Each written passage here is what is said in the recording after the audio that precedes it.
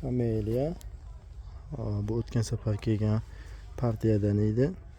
O'zimizda turli sharoitida turib, mana shunaqa holatga kelib, gullab ochilibdi. Videoga bittadan like bosib olsanglar, 2-3 kun ichida qanaqa qilib boqish, qanaqa qilib sug'orish, qanaqa uhud qilish haqida video qilib chiqarib beramiz.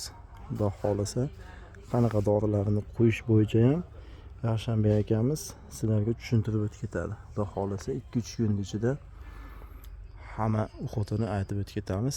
Videoga bittadan like bosib olasizlar.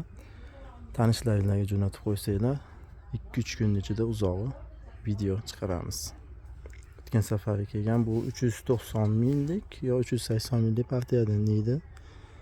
Hozirgi skidkaga tushgan 290 ming so'm qilib qo'yganmiz.